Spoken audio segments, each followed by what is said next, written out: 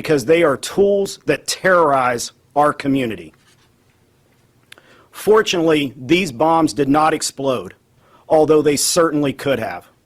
But make no mistake, the alleged pipe bomber did terrorize our community. Today's actions underscore the long memory and the long reach of the FBI and our partners.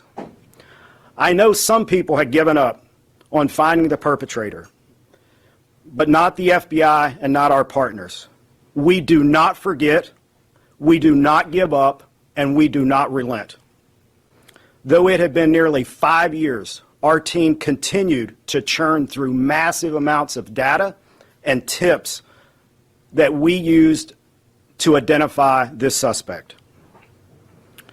I want to thank Director Patel and Deputy Director Bongino for their leadership and for providing us the resources and the personnel to reevaluate all of the data that we had.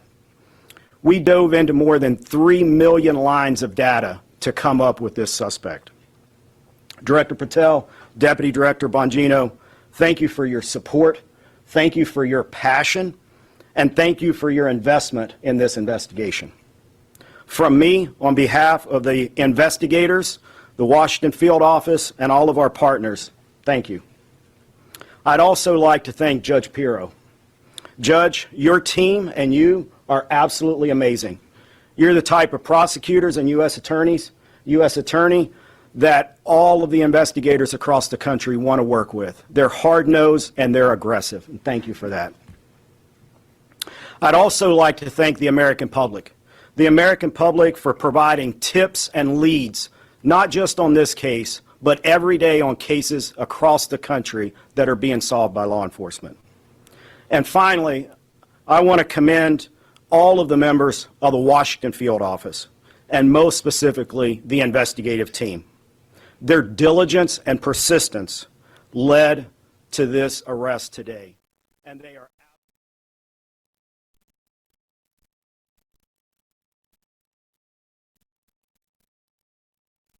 Newsflash, Democrats. America is a republic, not a democracy. Fact check. True. Connection, open dialogue, these are the things that build communities. Charlie and TikTok share in that knowledge. That's why TikTok has built a space where that kind of listening actually happens. People don't just post, they respond. They build on each other's ideas. You'll see a teacher simplifying a tough lesson so that it finally clicks for her students, or a gardener sharing a trick that saved their crop. But what matters most isn't the first post. It's not the first video. It's what comes next. Someone asking a question, somebody answering with a story of their own, and then suddenly people who have never met are forming a community and sharing ideas and building connection. Connection, real connection, takes place. Walls come down. This is what listening does. It reminds us that we're not all as different as we may think, and that's what makes TikTok so powerful. It's a place where every post can turn into a conversation, and every conversation can make a difference. So check out TikTok today. Charlie had billions and billions of views on that platform. So Blake, we've got this press conference that's ongoing. Our team is monitoring it. If there's any new news that we learn, we're going to be bringing it to you. But we would be remiss if we did not bring up what Erica was doing yesterday. And yes. She was in New York. She was talking about, she was with Andrew Ross Sorkin, who people might be surprised was a friend of Charlie's. They actually had a pretty warm relationship. They disagreed on a lot of things. Andrew Ross Sorkin had invited Charlie out to DealBook, which is a major event in liberal circles. Gavin Newsom was on just before Erica, believe it or not. And Erica wanted to honor what Charlie had committed to and go in his place. And she did a great job. We were very proud of her. Like I said, I was doing another podcast, met up with them for this DealBook thing. So let's play a clip from this. We were very proud of her, 328. We are living in a day and age where they think violence is the solution to them not wanting to hear a different point of view. That's not a gun problem. That's a human, deeply human problem.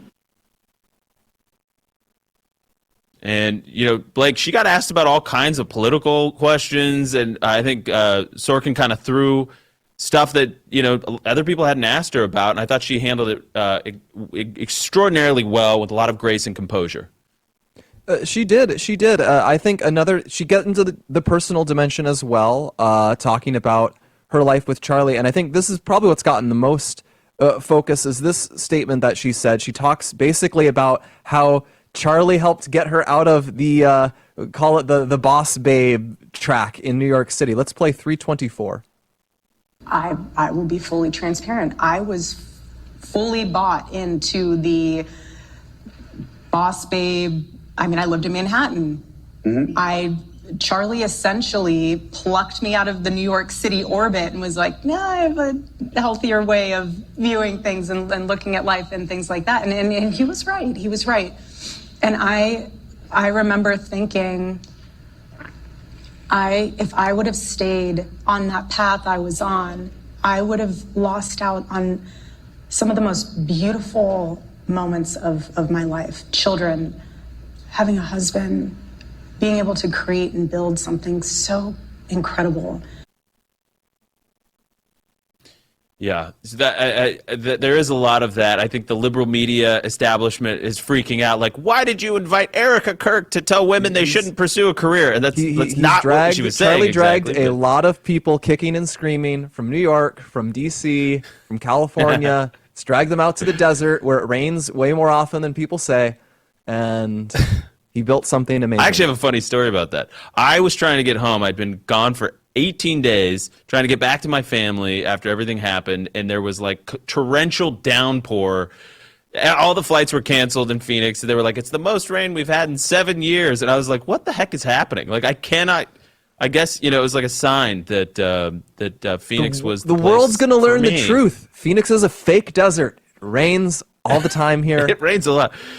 No, I just want to make this point because Erica did this. She goes into the lion's den, into the liberal core in New York City and Manhattan, and takes whatever questions are thrown her way, and she did it to honor her husband. You know, Charlie was going to go to that event. I was going to be with him, and we booked it a long time ago. Obviously, Charlie was not able to do that, and Erica honored that commitment, and that's just the kind of person she is.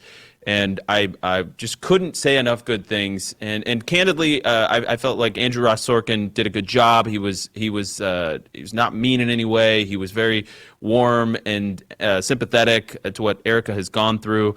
The audience was warm and sympathetic. So all in all, hat tip to all involved and to Erica especially.